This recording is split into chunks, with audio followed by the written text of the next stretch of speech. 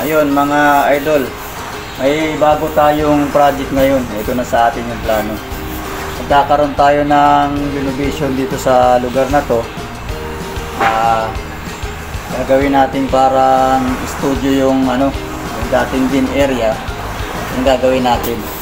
Ipapakita namin sa inyo hanggang matapos mga idol. So, tip namin sa inyo para patuloy nyo mapanood yung mga ibang idea tungkol sa renovate at saka sa pag-repair. Pwede po kayong mag-subscribe mga idol. Wala po namang bayad yan. Para tuloy-tuloy nyo mapanood yung mga bago namin i-upload. I-hit na rin ninyo yung notification bell para updated kayo. Yun lang mga idol. Salamat na marami. Ito muli ang inyong Anwagi. Masaludo sa inyo.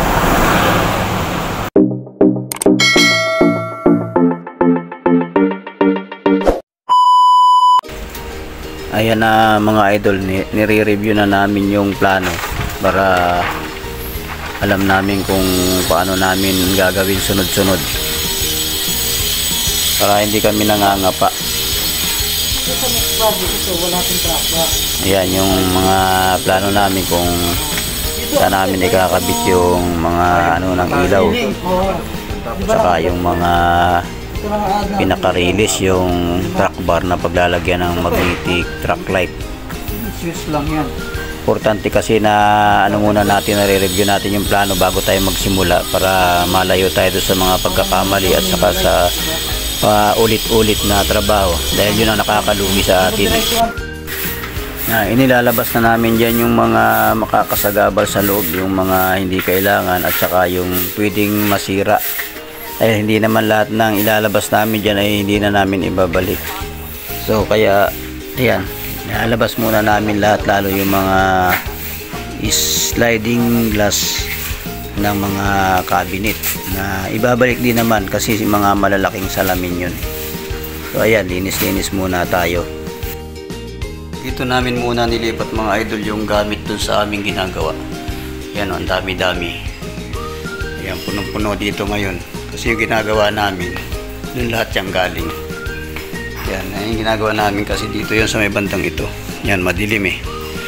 Yan yung ginagawin namin yan yung dating din gagawin namin ngayong bar. So ito naman yung unang ginawa namin nung nakaraan. Ayan. Yan. Yan, may dugi pa kami dito. Ayan, sinimulan na namin yung pagkakat ng wall. Grabe, alikabok oh. Yan, ililipat namin kasi yung pinto na yan. Grabe, no? Super alikabok. Ayan, hindi pag yan ha. Alikabok yan. Ayan. Yan si Snowman.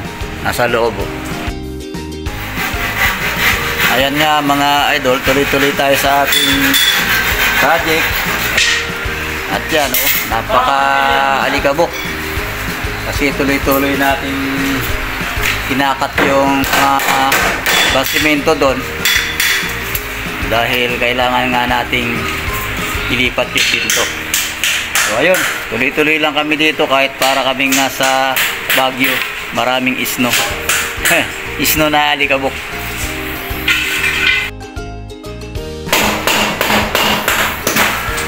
Yan, tuloy yung aming mga idol. Transfer nung pintuan. Medyo madugo kasi makapal oh. Kapal ng yung mga 10 inches yata yun, 11. Parang ganun, 10 inches no. Yeah, medyo mahirap ay hihingatan namin kasi marble ito eh. Ito naman mga idol yung huling truck bar na ikakabit namin. Diyan nakakabit yung magnetic light na remote control. Yan na yung huling-huli at pagkatapos niya magpipintura na kami. Magmamasilya na. Yan yung remote control na ilaw mga idol. Yang kinakabit dyan sa truck bar na yan. Sa painting naman to. Yan. Ganda na ng magnetic truck bar natin ah. Siyempre naman. Oh, pantay na yung buhit eh. Yan. Kaya akong gumawa. Oh, ayan, dyan mga idol namin ikakabit yung magnetic track light.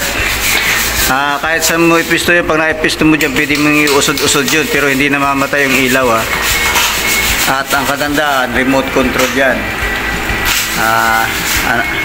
Ano nga yung ilaw natin?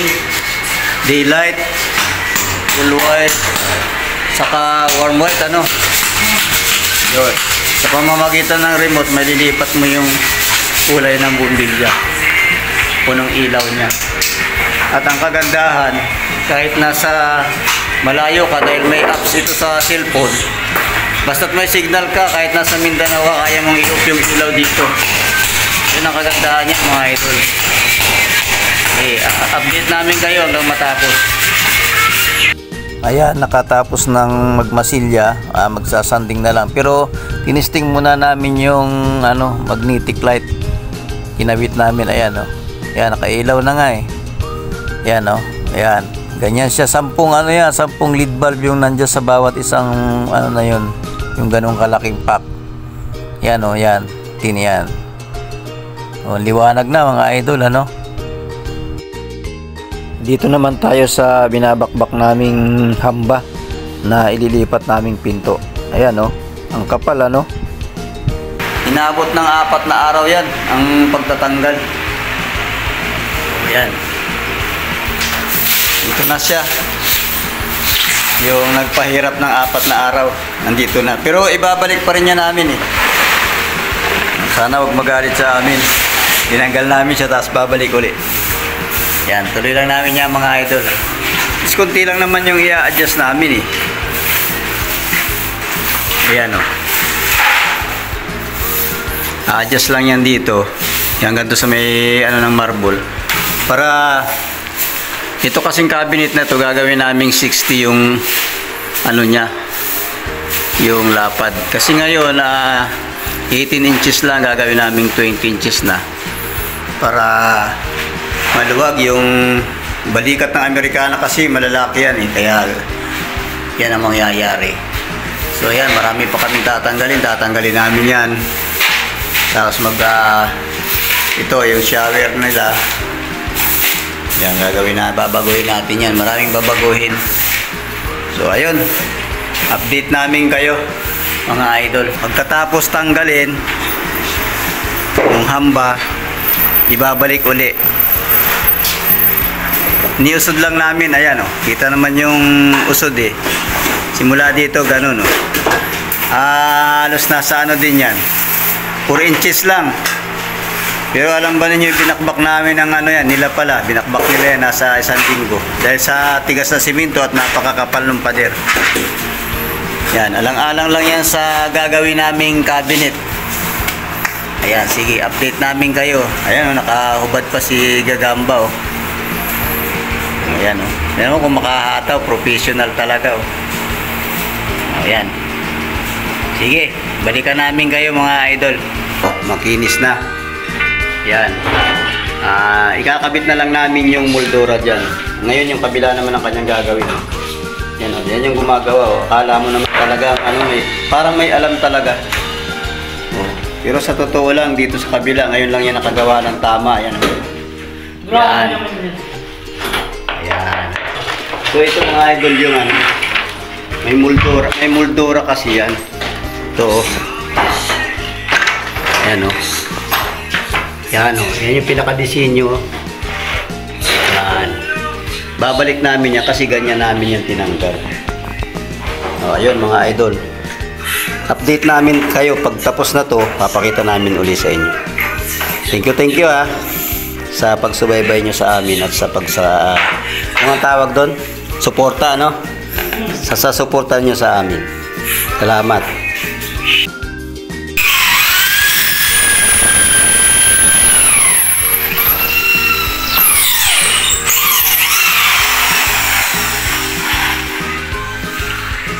Nakabit na natin mga idol yung yung moldura. Yan Gagamitan lang natin ng tox yan dyan para makabit. Bigyan mo nga muna ng tox to. Titingnan natin kung sakto na. Okay, martilyo. Ayan, patingin nga yan.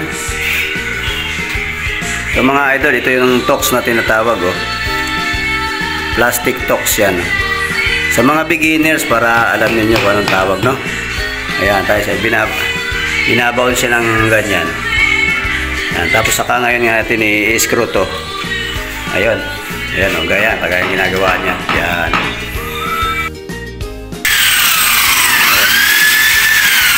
Yan. Ayos ah. Hanggang doon lang sa may tape ah. Yung palalagpasin.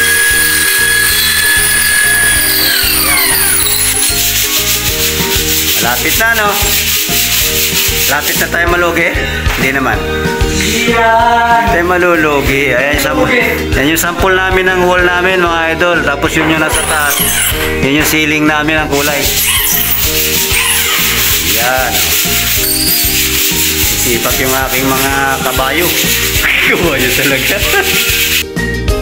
Ayan, mga idol. Riritokehin na natin yung moldura. Kasi ano lang yan eh. Dating ganyan yung pagkakapis na yan. Kaya siyempre, nung tanggalin natin, nagkaroon ng pagbabago. Marami ng retouch. So ayan. Ang ginagamit naming masilya dyan, yung polytop. Ito. Para sa mga beginners, no? Para matuto kayo mga idol. Yan ang pangalan, no? Polytop. O polyester body filler. Ayan, tuturo namin sa iyo kung paano pagtimpla, mga idol. Bubuhos lahat dito. Ayan, kukuha kayo nung yung tama lang na ipahid ninyo, no? Tapos lalagyan nyo ng hardener. Ayan. Yan, ganun lang. Marami pa nga yan eh, di ba? Yan, saka nyo imimix siya ng harap mo dito eh, tinatago mo eh, parang malaman ng mga baguhan eh. Yan, hahaluin ng ganyan, di ba? Yan mga idol, yan may oras yan. Kailangan sa looban ng 3 minuto na ipahid mo na lahat. Yan simula sa pagtitimpla hanggang pagpahid. Mga 3 minutes. Dahil pag lumagpas sa ganun, titigas na yan. Ayan. Ayan, nagmamadali siya. Oh. Kasi pagka natagalan yan, hindi mo na yan maigagalaw yung mo, palita mo, didikit na yan. Ayan. Ayan, para matutunan nyo doon sa mga baguhan na kung paano gumamit ng masilya na polytop. Kasi rapid yan, hindi kagaya ng ginagamit na patsing compound na ginagamitan natin ng hinahaluan natin ng flat na pintura. Pang matagalan yun, ito rapid, ito madali lang. 3 minuto, ayan. At saka ginagamit yung karamihan sa lacquer type. Ayun, sana may napulot kayo mga idol, no? Ganyan lang. Para sa mga baguhan lang, pero doon sa mga sanay na, okay na lang mga idol. Tulungan na lang natin silang matuto pa. Ibabalik na natin yung pinto mga idol. Kaya lang, medyo lumiit yung posisyon ng hamba. Ganun talaga pag repair, may pagbabago. Una-una, wala yan sa hulog eh. Wala nga sa eskwala yung bandang itaas. Kaya yan, binawasan natin yung medyong tabi sa may kabitan ng bisagra para maibalik natin sa tamang posisyon uli. At magkasya doon sa bagong pagkakalagay namin na hamba. Yan, tiyaga lang, katam, hindi na namin ginamitan yan ng dikuryente. Pasid! Kaway-kaway naman!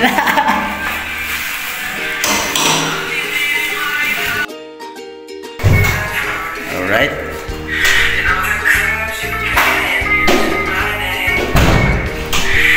Yan. Okay na? Yes. Yun.